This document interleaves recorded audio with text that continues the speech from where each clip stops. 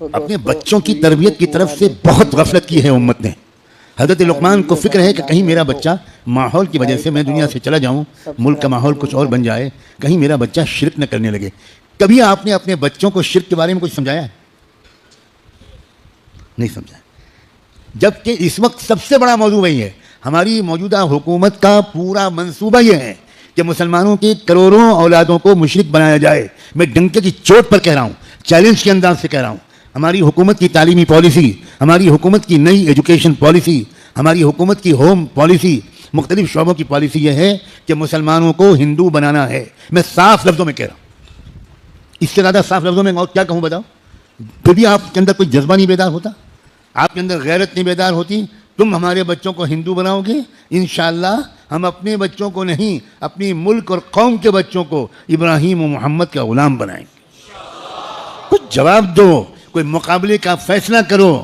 یہ کیا مردگی ہے, یہ کیا شکست خوردگی اور بزدلی ہے, یہ کیا فرار ہے, یہ کیا انڈیفرنس ہے, جس کا اسلام سے کوئی تعلق نہیں. وہ مسلمان جس کی غیرت نہ جاگے, جو مسلمان چیلنج قبول نہ کرے, جو مسلمان یہ نہ قبول کرے کہ ٹھیک ہے تم بنا کے دیکھو ہمارے کسی ایک انسان کو. ہم دیکھتے ہیں, ہم نے اپنے بچوں کی ٹھوس تربیت کی ہے. یہ تو مکتب اور مدرسے ہیں جو بچوں کی تربیت کر رہے ہیں. اکثر اسکول بچوں کی تربیت میں ناکام ہیں. لیکن تم 4 پیسے اگر آ گئے تو تم مدرسوں اور مکتبوں کو حقیر سمجھتے ہو. اس کی وجہ یہ ہے کہ تمہارے نزدیک کلمہ حقیر ہے, تمہارے نزدیک اسلام حقیر ہے, تمہارے نزدیک بچہ سوٹ بوٹ پہنے IAS آفیسر بنے یہ زیادہ اہم ہے. وہ بھلے جواری بن جائے, جھوٹا بن جائے, ماں باپ کو گالی دینے والا بن جائے, پکچر دیکھنے والا بن جائے, پورن فلمیں دیکھنے والا بن جائے, موبائل کا مس یوز کرنے والا بن جائے, بنا کرے, مگر بچے کا کیریئر اچھا ہو جائے. لعنت ہے اسے کیریئر پر.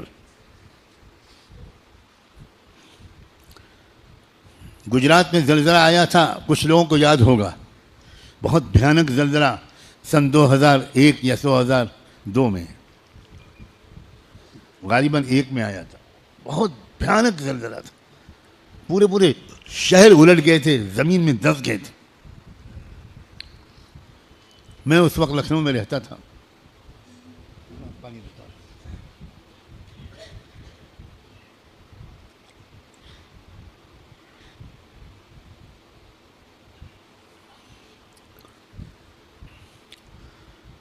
اللہ کی توفیق سے میں لمبا سفر کر کے گجرات گیا. اس زلزلے کے علاقے میں بہت لمبا دورہ کیا, تقریباً 15 دن اس پورے زلزلے کے علاقے میں میں نے اور میرے چند دوستوں نے گزارے. عجیب قیامت کے منظر اس وقت دیکھنے کو ملے. پورے گاؤں میں ایک انسان زندہ نہیں بچا.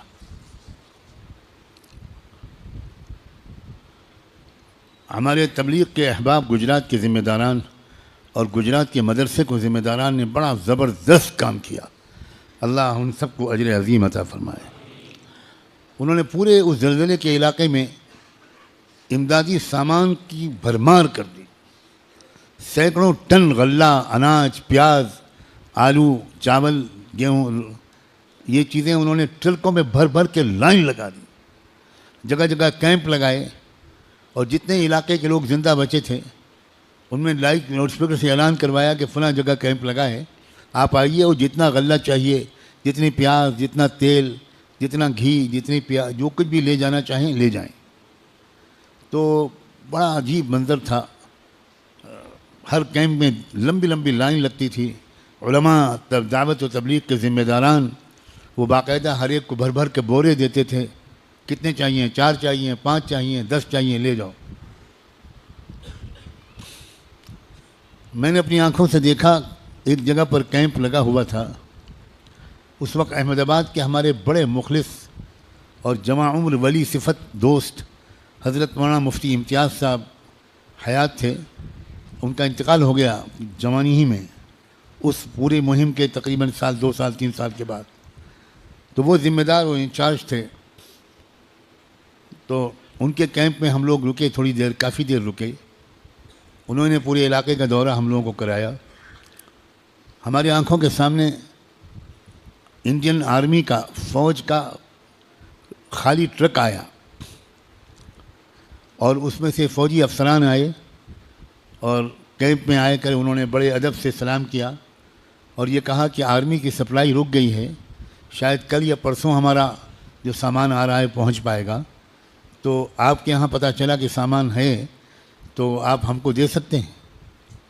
اللہ کا شکر ہے مولویوں تبلیغی ساتھیوں نے ان سے کہا کہ 1 ٹرک 2 ٹرک 3 ٹرک جتنا چاہیں آپ، ہمارے لوگ آپ کے ٹرکوں میں سامان رکھ دیں گے اور آپ کا احسان مانیں گے کہ آپ نے اس گاؤں تک ہم کو جانے کی زحمت سے بچا لیا، خود لے جائیے۔ انڈین آرمی کا کرنل اس کی آنکھ میں آنسو تھے اور اس نے یہ تک کہہ دیا کہ صاحب میں آپ سے نمسکار کر کے کہنا چاہتا ہوں، آج نہیں تو کل اس دیش کو آپ ہی لوگ بچا پائیں گے۔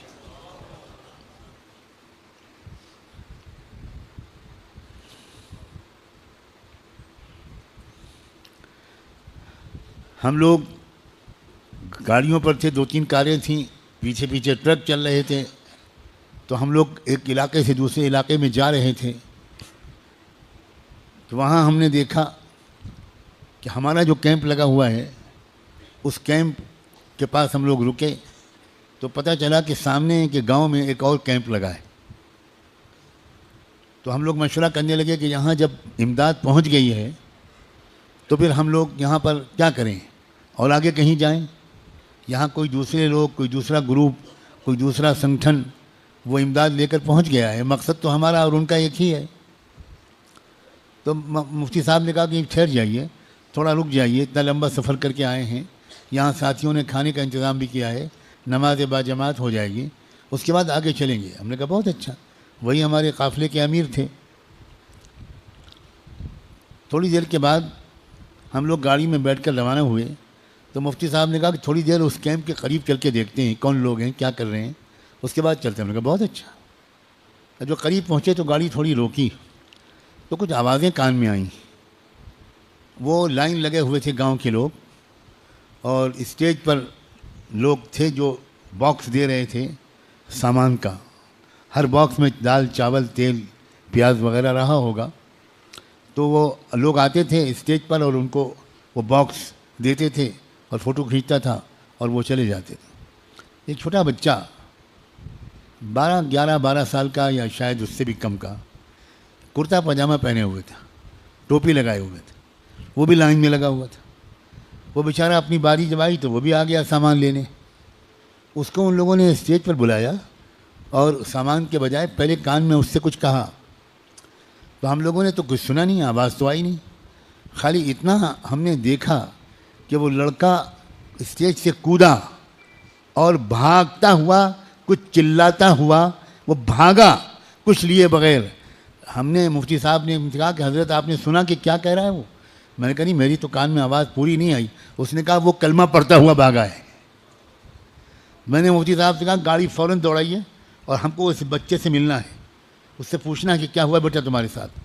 ہم لوگ پہنچے، الحمدللہ ہم پہنچ گئے، اس بچے کو بلایا، پہلے تو اس کو پانی پلایا، ٹھنڈا دودھ پلایا جو ساتھ میں تھا، اور اس کو تسلی دی اور اس سے کہا بیٹا کیا تم بتاؤ؟ تو اس نے کہا کہ میرے ابا، میری اماں، میرے بھیا، میری بھابھی سب مر گئے زلزلے میں، میں کھیت میں کام کر رہا تھا اس لیے بچ گیا، میں گھر پہ تھا ہی نہیں، گھر تو گر گیا تو سب مر گئے،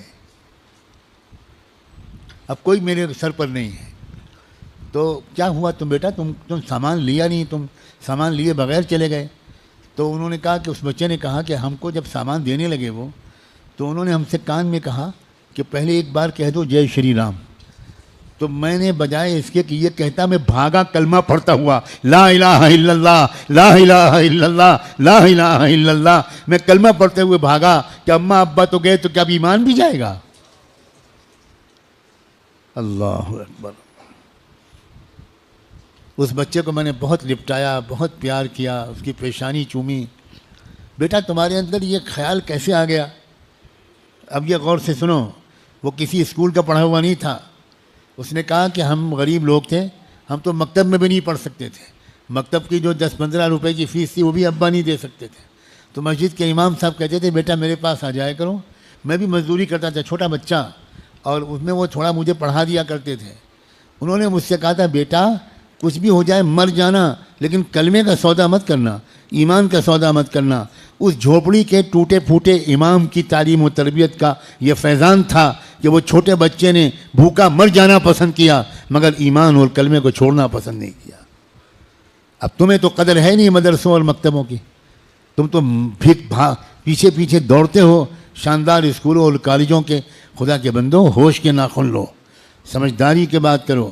حضرت لقمان کو خطرہ تھا میرا بچہ کہیں ماحول کے اثر سے شرک قبول نہ کر لے، ہمیں اور آپ کو خطرہ نہیں ہے، حضرت لقمان کو خطرہ تھا، اور ہم مطمئن ہیں کہ ہمارا بچہ کبھی نہیں گمراہ ہوگا۔ کیوں بھائی، یہ بات صحیح ہے کہ نہیں؟ ہم کو اطمینان ہونا چاہیے یا فکر مندی ہونی چاہیے؟ حضرت یعقوب علیہ السلام نبیوں کے خاندان کے بزرگ ترین فرد، حضرت یعقوب خود پیغمبر، حضرت یعقوب کے والد حضرت اسحاق پیغمبر، حضرت اسحاق کے والد حضرت ابراہیم علیہ السلام پیغمبر، نبیوں کا خاندان۔ لیکن جب حضرت یعقوب کی انتقال کا وقت آیا تو انہوں نے اپنے بچوں کو کہا آخری وصیت کرتے ہوئے بالکل مرتے وقت، ام کنتم شہداء اذ حضر یعقوب الموت اذ قال لبنیہ ما تعبدون من بعدی۔ آخری جملہ جو حضرت یعقوب کی زبان سے نکلا قرآن کے بیان کے مطابق وہ یہ تھا کہ بچوں، میں تو دنیا سے جا رہا ہوں، میرے جانے کے بعد تم کس کی عبادت کرتے رہو گے؟ تو بچوں نے جواب دیا، نعبد الہک و الہ آبائک ابراہیم و اسماعیل و اسحاق الہ واحدہ ونحن لہ مسلمون۔ ابا آپ نے اور دادا پردادا نے جس اللہ وحدہ لا شریک سے ہم کو جوڑا ہے، ہمیں اس کی بندگی سکھائی ہے، آپ دنیا سے جائیے، ہمیں کچھ بھی ہو جائے ہم اس ایک اللہ کے ساتھ کسی کو شریک کبھی نہیں کریں گے، صرف اسی کے بندے بن کر رہیں گے۔ حضرت یعقوب کو فکر ہے کہ میرے مرنے کے بعد میرے بچے کہیں شرک قبول نہ کر لیں، توحید کہیں چھوڑ نہ دیں۔ یعقوب علیہ السلام کو فکر ہے، لیکن بھارت کے مسلمان بالکل مطمئن ہیں، ان کے اپنے بچوں کے بارے میں انہیں کوئی فکر نہیں ہے۔ آپ میں سے اکثریت کو کوئی فکر نہیں ہے، آپ میں سے اکثریت اپنے بچوں کو توحید نہیں سمجھاتے، اسلام نہیں سمجھاتے، شرک کا غلط ہونا نہیں سمجھاتے، کفر کا غلط ہونا نہیں سمجھاتے، توحید کا صحیح ہونا نہیں سمجھاتے، اور نہیں سمجھاتے کیا، گستاخی معاف، آپ میں سے اکثر بھی مانتے ہیں، سمجھتے نہیں ہیں۔ اور جو سمجھتا نہیں ہے وہ سمجھا کیسے سکتا ہے؟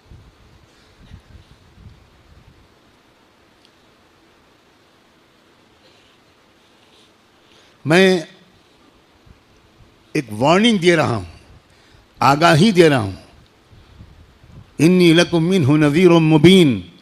آنے والے دنوں میں ہمارے ملک میں شرک و کفر کی آندھیاں چلیں گی، سونامی آئے گی، سونامی۔ اچھے اچھے تبلیغی ذمہ داروں دینداروں کے گھر کے بچے مندروں میں گھنٹہ بجائیں گے، اور بچوں سے پہلے بچیاں کافر و مشرک لڑکوں کے ساتھ بھاگیں گی اور مندروں میں جا کر دھرم کو پریورتن کریں گی، اور آپ خالی تماشا کرتے رہیں گے۔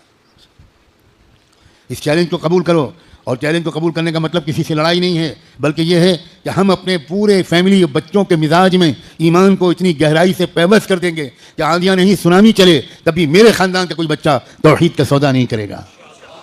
بولو، یہ کرو گے کہ نہیں کرو گے؟